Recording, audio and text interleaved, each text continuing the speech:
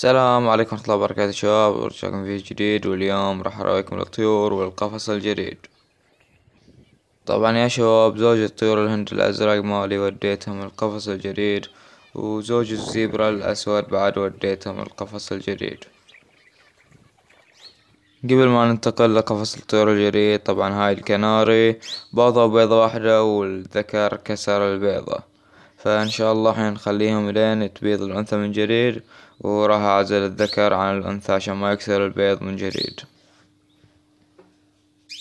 وهني طبعا وجبة البيض المفيوح لطيور الهند والزيبرا.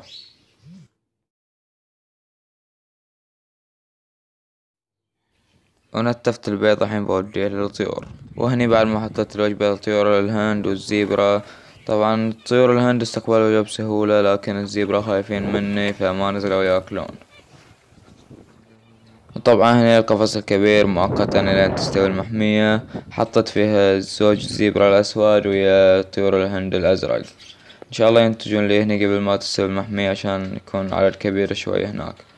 طبعا طيور الوالد هني عندهم أعشاش وبايضين فيها، وبعضهم عندهم فروخ، فأمورهم طيبة، فإن شاء الله طيور يتأقلمون وياهم ويبيضون ويفرخون إن شاء الله. طبعا هني الأكل مالهم الخيشة فيها الحب العادي، هاي الكيس فيها الخلطة اللي سويتها اللي فيها خضروات مجففة وحبويبات وبذور، والكيس الجديد نفس الخلطة لكن كمية أكبر. وهني عقب ما حطيت الأكل ليهم، إن شاء الله يستقبلون الوجبة بسهولة مثل طيور الهند اللي في البيت.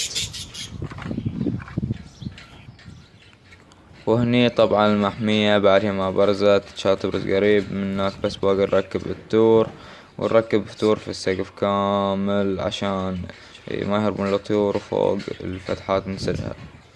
وطبعا عندنا الحطب الميت او الزرع الميت عشان يقفون فيه الطيور، نركبهم على الجوانب، ونجيب زرع حي عشان الزينة والجمالية، وإن شاء الله نحط فيها طيور واجد. طبعا المحمية تبين صغيرة في التصوير لكن هي في الأصل كبيرة.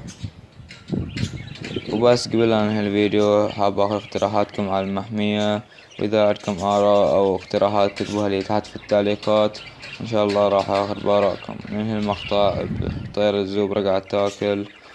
وبس كذا، وصلنا، تنسى اللايك والاشتراك والشير، ومع السلامة.